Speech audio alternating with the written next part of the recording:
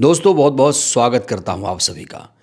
इस समय प्रधानमंत्री नरेंद्र मोदी के समर्थक लगातार उनके खिलाफ आपत्तिजनक नारेबाजी कर रहे हैं।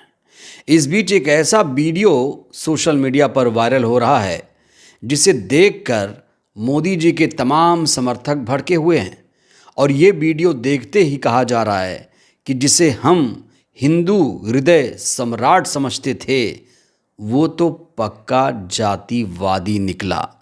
आखिर प्रधानमंत्री के लिए ऐसा क्यों कहा जा रहा दोस्तों, वो वीडियो मैं आपको दिखाऊंगा। वहीं SC/ST एक्ट को लेकर भी नए सिरे से बहस शुरू हो गई है। UGC विरोधी लगातार प्रोपेगेंडा फैला रहे हैं कि SC/ST एक्ट का दुरुपयोग हो रहा है, इसलिए इसे खत्म हो जाना चाहिए। बड़ा सवाल, क्या SC/ST एक्ट का दुरुपयोग हो रहा है? और दुरुपयोग हो रहा है तो कौन कर रहा है? इसको लेकर भी एक बहुत बड़ा खुलासा हुआ है। ये वीडियो भी दोस्तों मैं आपको दिखाऊंगा, लेकिन सबसे पहले बात करेंगे यूपी के CM योगी आदित्यनाथ की। उत्तर प्रदेश के CM और शंकराचार्य अभी मुक्तेश्वरानंद के बीच अब आर पार की लड़ाई शुरू हो चुकी है। आज अभी मुक्तेश्वरानंद ने मुख्यमंत्री को जो कुछ भी कहा उसने देश के सियासत में हड़कंप मचा दिया है। दोस्तों ये तो आप सभी लोग जानते हैं कि दोनों के बीच लंबे समय से जुबानी जंग चल रही थी, लेकिन पहली बार ऐसा हुआ कि यूपी के CM ने अभी मुक्तेश्वरानंद को लेकर उत्तर प्रदेश विधानसभा में बयान दिया। और वो बयान जब अभी मुक्तेश्वरानंद ने सुना तो वो भी आग बबूला हो गए। तो सबसे पहले मैं आपको उत्तर प्रदेश के CM का ये बयान दिखाना चाहता हूं, जिसके बाद उत्तर प्रदेश ही नहीं देश की सियासत में भी घमासान मचा हुआ है। शंकराचार्य नहीं लिख सकता। हर व्यक्ति हर पीठ के आचार्य के रूप में जाकर के जहां तहां वातावरण खराब नहीं कर सकता। उन मर्यादाओं का पालन सबको करना होगा। और अगर वो शंकराचार्य थे तो क्यों आप लोगों ने लाठीचार्ज किया था वाराणसी में? क्यों FIR लॉन्च किया था? आप नैतिकता की बात करते हैं। तो सुना आपने, यूपी के CM कह रहे हैं कि हर व्यक्ति अपने नाम के आगे शंकराचार्य नहीं लिख सकता। बड़ा सवाल यह है, क्या यूपी के CM अभी मुक्तेश्वरानंद को शंकराचार्य नहीं मानते? आखिर ये बयान देने की जरूरत क्यों थी, जबकि पूरी दुनिया पूरा देश ये मानता है, जानता है कि अभी मुक्तेश्वरानंद भी चारों शंकराचार्यों में से एक हैं। उनका भी नाम चारों शंकराचार्यों में दर्ज है। तो फिर यूपी के CM ने ऐसा क्यों कहा कि हर कोई अपने नाम के आगे शंकराचार्य नहीं लिख सकता? और जब ये बयान अभी मुक्तेश्वरानंद ने सुना तो वो उत्तर प्रदेश के CM पर भड़क गए और उसके बाद उन्होंने यूपी के CM पर गंभीर इल्ज़ाम लगाया। उन्होंने भी पलटवार करते हुए कहा कि हर कोई व्यक्ति गेरुआ कपड़े पहनकर साधु नहीं बन सकता। मर्यादा कौन तोड़ रहा है और गुंडे जैसी भाषा कौन बोल रहा है? वो कहते हैं कि कानून का पालन करना भी हम जानते हैं और करवाना भी जानते हैं। ये कानून है कि आप किसी को हिरासत में लेकर के उसको चोटी पकड़ के उखाड़ करके पटको? ये कानून है? कानून बता रहे हैं वो, और वो भी उत्तर प्रदेश के सदन में खड़े होकर के, जो लोकतंत्र का पवित्र मंदिर माना जाता है। उत्तर प्रदेश के राज्यपाल को इसमें हस्तक्षेप करने की जरूरत है। अगर उत्तर प्रदेश के राज्यपाल उनके इस वक्तव्य को संज्ञान में लेकर के उनसे जवाब तलब करें, हमको लगेगा कि अभी कानून जीवित है, और नहीं तो ये समझ में आ जाएगा कि प्रदेश गुंडों के हाथ में। शंकराचार्य अभी मुक्तेश्वरानंद यहीं नहीं रुके, उन्होंने आगे जो कुछ कहा उसने पूरी सरकार में हड़कंप मचा दिया है। उन्होंने कहा कि उनके नाम पर 40 से ज़्यादा केसेस हैं। मुख्यमंत्री बनते ही सारे मुकदमे हटा लिए। ये कैसा कानून का पालन है? क्या कोई मुख्यमंत्री बन जाएगा तो उसके खिलाफ दर्ज मुकदमे हटा लिए जाएंगे? क्या ये संविधान में लिखा है?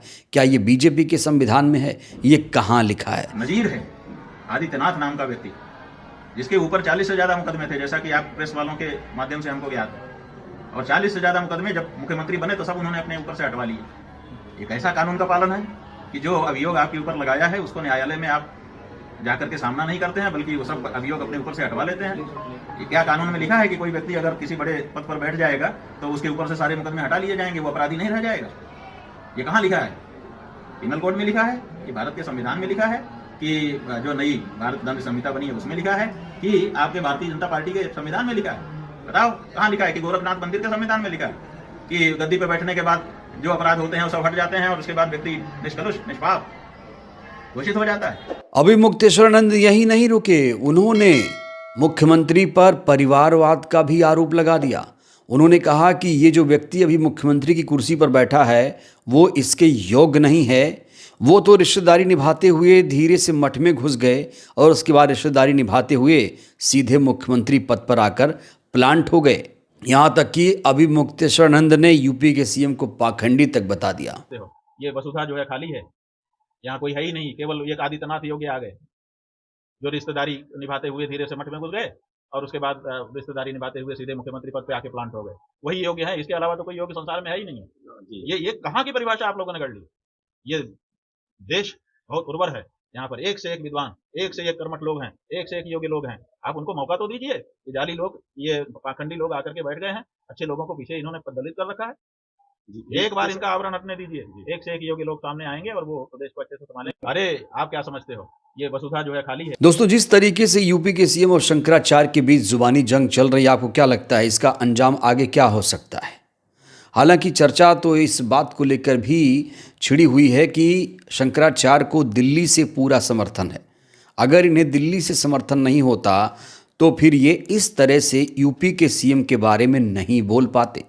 बड़े बड़े नेता मुकदमे वाली बात नहीं बोल पाते हैं, विपक्ष के तमाम नेता कभी नहीं बोलते, लेकिन शंकराचार्य ने अगर भूतपूर्व मुकदमों की बात की जो खारिज कर दिए गए, हटा लिए, उन मुकदमों की बात कर रहे हैं, तो लोग कह रहे हैं, चर्चा कर रहे हैं कि इनको कहीं ना कहीं दिल्ली से पूरा समर्थन हासिल है, इसीलिए ये सीएम के खिलाफ बोलने की हिम्मत जुटा पा रहे हैं। लोग ये भी चर्चा कर रहे हैं कि योगी का सीएम के पद पर बने रहना अब मुश्किल हो गया है, बहुत जल्द वो मुख्यमंत्री की कुर्सी से भी हटा दिए जाएंगे, यहाँ तक भी चर्चा चल रही है। बहरहाल इन चर्चाओं को लेकर आप लोग क्या सोचते हैं, आप लोग भी बताइएगा।